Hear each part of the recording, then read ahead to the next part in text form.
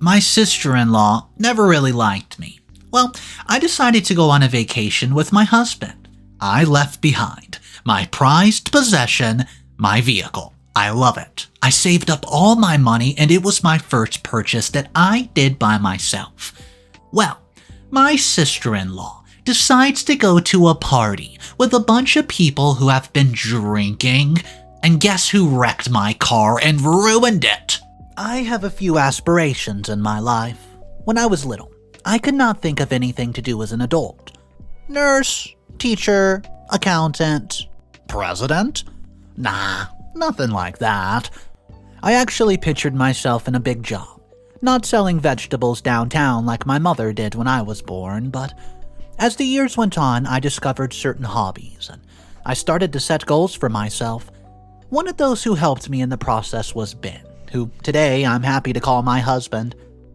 When we met, well, at the wedding of one of my friends, he told me that dreams are what keep us alive. The goals of the future, and that if I wanted to, I could look into my past and see what I would have wanted. He came up with this strange idea when I told him I had nothing in mind, to go back to the moment that made me the happiest and try to recreate something about it. It was with this conversation that I became interested in him. In fact, what a Casanova! I remembered that I had 3 favorite dolls, but they were all bought for me when I was little, as some toys would no longer fit my age. He told me not to pay attention to that, but I told him that beyond the social stigmas of adults buying each other toys, which is not a bad thing by the way, it was because I did not see the point, and if I had them, it would even make me uncomfortable. But then, we came up with something that could fit the description, and it had to do with my father. You see, when I was young, my dad was my best friend. While many were out partying and such, I would go out with my dad for ice cream or shopping. He would tell me he wanted to make the most of every day with me, and when he passed away after a car accident, I even thought he saw it coming. When asked what activity I liked to do with him, I told Ben that I liked to eat ice cream with him, but it's not like we would buy an ice cream machine. It would be the same as with toys. I would lose the taste for it, and that's when we found something that could be useful, practical, and very meaningful. A car. But not just buying any car, but the only one my father used to pick me up from school in. It was one of those family trucks that could carry up to 9 passengers or more. I bought it precisely because of the whole family thing to go on trips and sightseeing tours. I felt not only comfortable in that car, but protected and at home, even more so when my dad was behind the wheel. That's why my mind was made up. I was going to buy that car, and the day after we talked about it, I woke up with a new motivation and an impetus that I did not think I had. I was saying to myself, I'm going to buy that car, I'm going to buy that car, I'm going to get that car. And I was going to do it just like my father, through hard work and a little support from my family.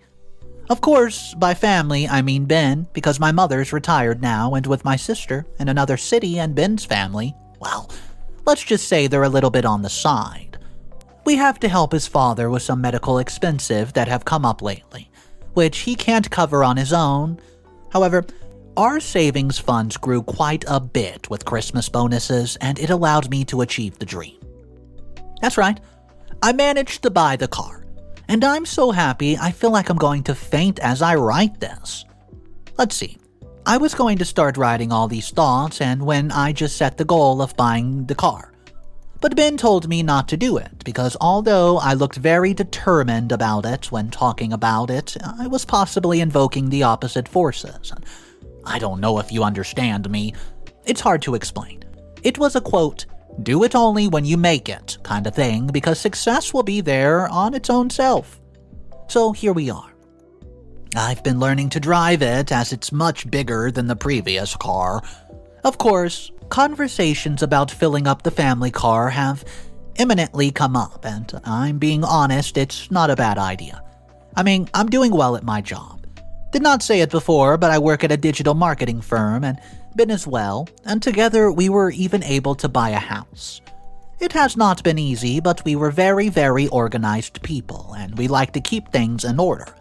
Sure, We don't always manage to give ourselves time to rest or go out together, but having a roof over our heads and food on the table is more than enough to show us and make us feel like it's all worth it. So, if there's one thing that worries me, and I don't know if I'll write about it later, it's my father-in-law's condition. As his medication list has increased considerably and he lives about half an hour from downtown, and we are considering bringing him with us. I like Mr. Kin very much. He has been a sweetheart to us, and I would not mind accompanying him for the whole season. But I'm afraid that between all the work trips we have, he won't endorse us to be able to take care of him properly. Maybe one of those home nurses will have to be paid to take care of him. Who knows? Update number 1. Well, what I feared happened. Mr. Kin started staying with us, and his insurance was not enough to cover all his medical expenses, so we backed him up so he could have a little peace of mind, and so far, Mr. Kin has been a nice addition to the family dynamic. I admit that sometimes in the rush of the day, Ben and I end up ordering food on the street, but Mr. Kin sometimes makes us breakfast. He already has this weird old people habit of getting up in the wee hours of the morning to get things started. And that, according to our new bills, has already saved us a few many dollars. Plus, he keeps the house pretty clean, whereas we used to clean it on only weekends. While I still consider him a nurse, the truth is that his condition is good enough to allow him to function on his own. He always tells us that the last thing he wants is to be a burden, and I find that very sweet of him. He's an older man who only wants the best for his son and daughter-in-law. Of course, it's not all fun and games in the house, as there are a couple of things I don't like about Mr. Kin. The first is certain comments that he makes about me, about my day job, and the fact that I don't earn as much as Ben does. I mean, I earn a lot more than other men, to the point where I was able to buy my own truck. But for him, that's simply not enough. Even my mother is not that hard on me. Plus, I feel like I've made more than Ben. He would berate his son by saying that a woman makes more than his son? I don't know, it's old-fashioned thinking. And when I discussed it with Ben, he told me not to pay any attention to it, as he was a man who at times could be very conservative, to the point where logic doesn't really apply that much. He tells me this: "Stacy, wash this. Stacy, clean that." As if it was my obligation to do those things just because I'm a woman? The other thing in his relationship with his daughter Rachel, Ben's sister, my sister-in-law. He loves and adores her more than life itself, and the truth is that I only saw Rachel on my wedding day with Ben, and I did not interact with her much. I only know that she likes to party and meet people, and I know that she's the opposite of Ben, since he is much more serious and reserved. Anyways, Mr. Kin takes care of his daughter to the point of almost overprotecting her. He always sends her a little bit of money for her likes. Not too much, as he knows his limitations and does not want to be abuse of our generosity either. And whenever he can, he talks to her by video call. Rachel lives 4 hours away from there in the farthest city in the state, and although he wants to visit her, frankly, she should come here. Something that's being considered. Having Rachel here for a while might be interesting, but only time will tell. I'll keep you guys in touch. Update number 2. Rachel is quite something. She sure is something. She's very animated and delusional, and she's the opposite of Ben. She talks and talks and talks and talks. She's been around for a couple days, and I feel like I already know all of the family context. I've learned more about Ben than from Ben himself, and it's because Rachel is something. She decided to visit for about 2 weeks because, well, let's just say something happened. Something big. Mr. Kin sold his home. Turns out he's going to be staying with us, and we talked about it for quite some time, and we talked about the possibility of him staying with us so that in the future he could help us when the baby comes. Something we take for granted, even though we don't sound very excited about it, but believe me, I am. And I'm pretty sure he's going to be the world's most lovely grandfather. Because if he treats our baby half as well as he treats Rachel, then we will have, well, to be careful not to overindulge our child. He overprotects her in almost an unhealthy way. Or, well, maybe I'm exaggerating, but I never really seen a father love his daughter so much, but far from being envious or remembering my relationship with my dad, in a familiar sense I find it tender that he sacrifices so much for his daughter. What does cut me a little slack is the fact that Rachel herself does not often appreciate all that her father does for her. Sometimes she'll even take things for granted and just goes out and talks on her smartphone. And that's only been a couple of days, but I have not touched on the most important part that brings Rachel and our relationship with Mr. Ken to the table. He decided to sell his house, and of course, if he already said he would no longer be there, then what sentimental value could compare to having extra money? Very good extra money. Or at least a part of very good extra money. Now, hold on to your seats, because what I'm about to say is going to be pretty rough. He gave almost all of it to Rachel. Yeah, just as you read it. I don't know how a father or anyone could get so clouded in the mind to give all the money to a girl who can still be considered a teenager.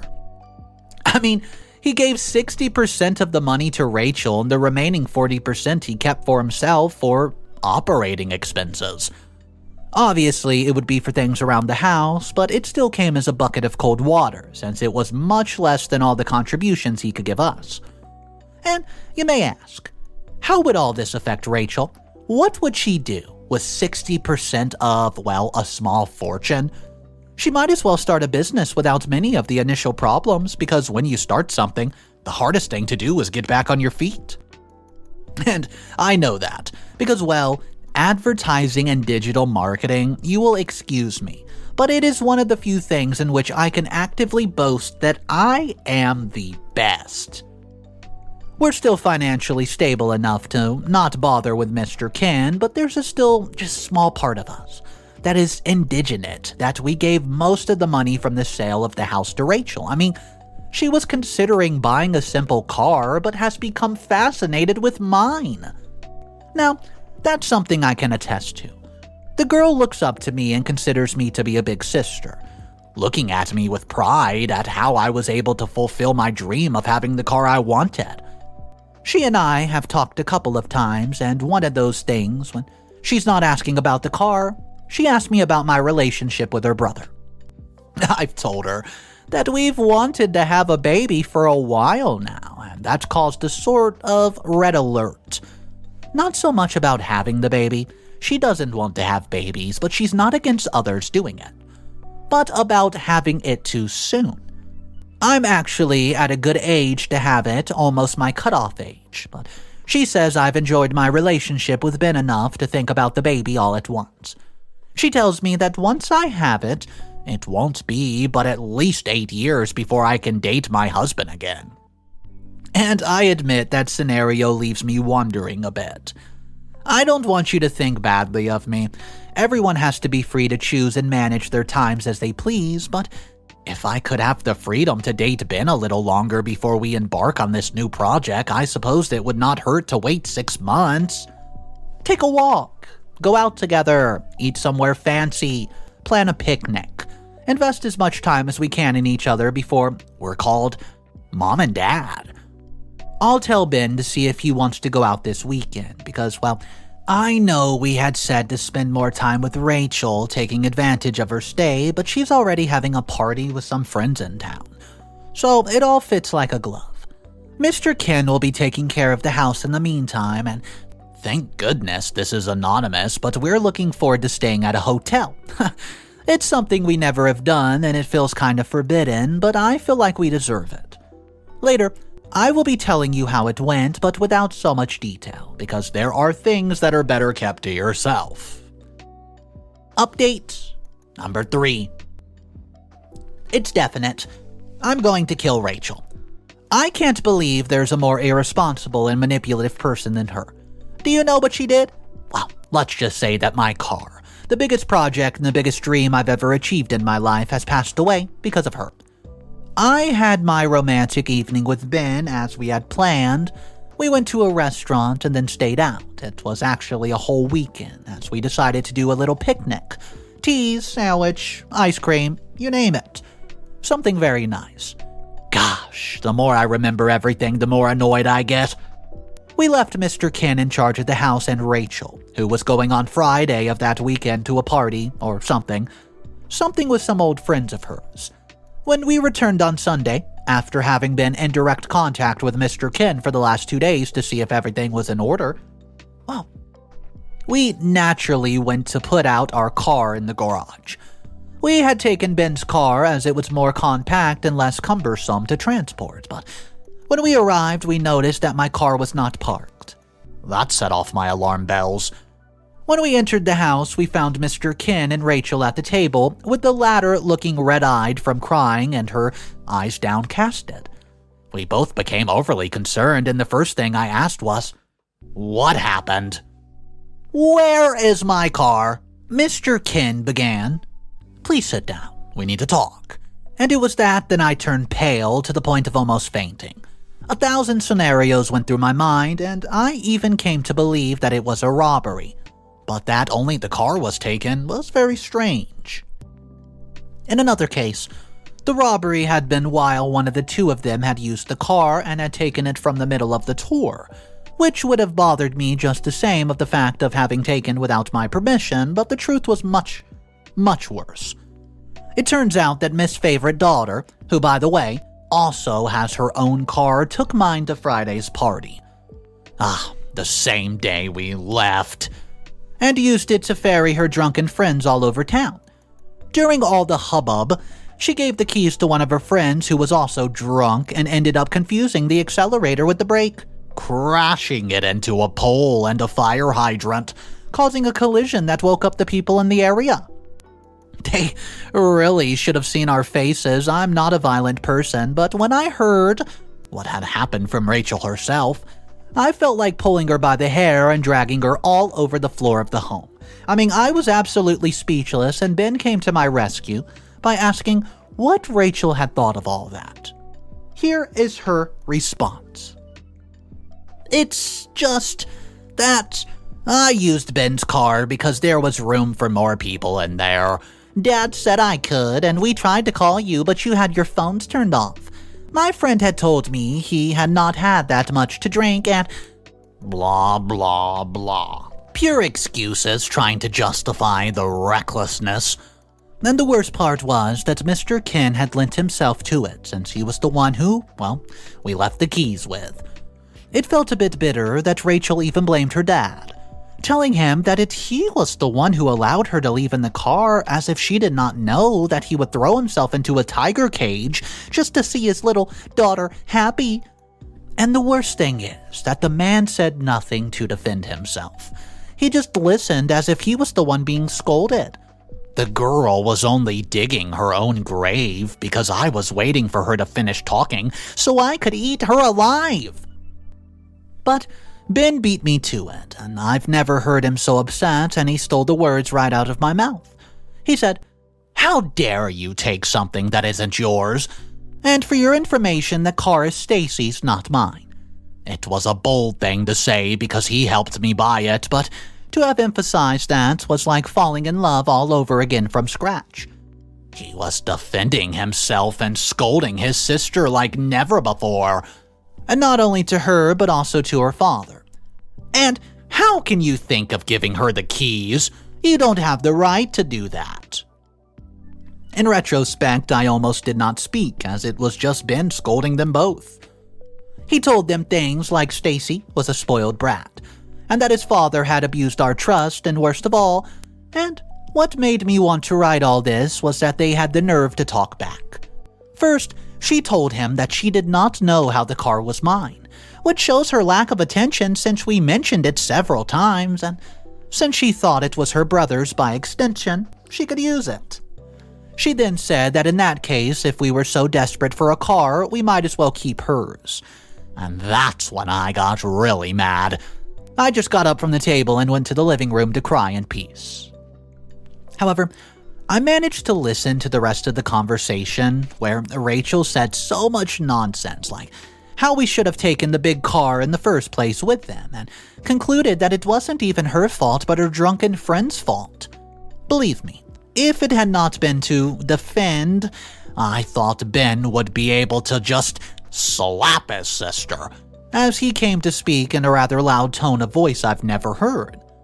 Every argument the girl made was quickly refuted by Ben. Meanwhile, Mr. Kin remained silent at the table without uttering a sound. Well, at least until the conversation escalated, and that's when his true face came up. He not only defended Rachel, but said that they were selfish kids that did not want to share their piece of heaven. I mean, what?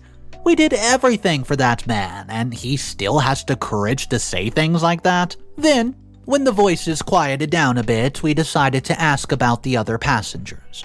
There was no serious injuries, and the only one that had the worst time was the boy that was driving. He broke his leg. Of course, the worst part was the car, which was towed away and was currently being held by the police. Tomorrow, we will go look at it, and by the way, my father-in-law and sister-in-law went so far that they even asked the police not to contact us, as not to bother us and ruin our weekend. I mean, I kinda want to feel grateful for that, but anger won't let me. Rachel, for her part, had minor scratches and told us we should stop and pick up the car, or at least what was left of it, the next day. We were about to leave the site in a hurry, but decided to calm down a bit and wait for the next day. I don't know how to react to all this. There's been no local news or even pictures of the accident. I just hope it's something not so serious. Update number 4. Hey guys, I don't know what you'll think, whether I did the right thing or not. I struggle with this every day to know if I was a cretin or if what I did was justified. In the end, I decided to lash out at Rachel and make her pay a pretty hefty fine for borrowing someone else's property. Of course, it was difficult at first, because she also fought back when she saw me coming with lawyers. But I knew I had everything to lose. This led to a dense family problem, which almost made me move back with my mom. Ben stepped into this conflict agreeing with me, but asking for some understanding for Rachel. After all, she was just a girl who made a mistake, but I tell you, this whole thing could have been resolved peacefully and in an orderly fashion if it had not been for the little girl deciding to take too much offense. She started to make a lot of excuses, ranging from the fact that the car was the property of all the tenants in my house, up to the fact that the one who caused the accident was a friend of hers who was drunk. She had the nerve to blame him, to see if he could get out of it. And worst of all, her father backed her up with that, saying that since we're family, we can share everything without permission. Oh, excuse me. No. Oh, and I did not tell you how the car looked. Unfortunately, the front part had suffered a lot of damage and the driver's seat was the most affected. I learned that the guy who was driving it was still in the hospital with a broken leg. But fortunately, he was the only casualty of the collision. The guy's facing drunk charges of driving, and that makes me feel sorry for what I did to Rachel, who, by the way, is currently looking gray. No, I think that what causes me the most grief is Mr. Kin, because ever since we said about the retaliation that would befall Rachel, he changed his attitude completely. He said she was still an immature little girl, and that we should not be so rough with her, but we had a strong hand about it. Now, we're in an awkward situation, since due to his change of attitude, now he is rudder and doesn't help around the house and keeps criticizing us for everything. We had decided to put him in a retirement home, where he won't be able to disturb our peace and mind. Sadly, all this happened because it was just before we started with the baby project. But in a way, I think it's better. After all, this way, we won't be so complicated in the middle of the pregnancy. It's better to nip the bad stuff in the bud right from the start. Well, we'll continue to help Mr. Kin with medical expenses as he still can't cover everything at the moment, even though he doesn't want to talk to us about it. He even refused to give some money to cover the car fixing expenses. As for Rachel, she'll most likely have to spend some time behind bars. Yeah, it sounds horrible, but she has to learn the hard way the value of other people's property. I mean, do you not agree? But also, We gave her the option to pay for the car expenses, which was not humble at all, and she flatly refused, saying it was her friend's fault, not hers. Something extremely rude considering she had a large sum of money after her father gave it to her from the house sale. This has pushed us to take these more drastic actions, and I feel that all this set of projects just set us back quite a bit. But it shows them that they should respect other people's property. At one point, I feel like this was all premeditated from the beginning, as Rachel was very insistent that Ben and I have our alone time, just so she could use the car at will. That makes me so angry that it's what I used to hold firm to my stance of punishment towards her. The house now feels empty and quiet, but at least we will enjoy the peace, and that's what I'm looking for most of these days. Okay, so this story was super dramatic. I did not think it was going to reach this climax of dramaticness. Well, it turns out that OP's sister-in-law is going to jail. She has to pay back all the money, and the father-in-law was put into an old person retirement home. So guys, I want to know, if you were in OP's position, or if you were in OP's husband position, since it was his side of the family, what would you have done differently? Or would you have kept everything exactly how they handled it? I can't imagine coming home from a nice vacation and finding your prized vehicle completely ruined. So drop your comments down below. Let's talk about it. My name's Mr. Reddito. If you're new to the channel, welcome. Go ahead and hit that subscribe button for daily videos of some of the wildest stuff you'll ever hear. I hope to see you guys tomorrow. Have a great day, and remember, it's cool to be kind. See ya.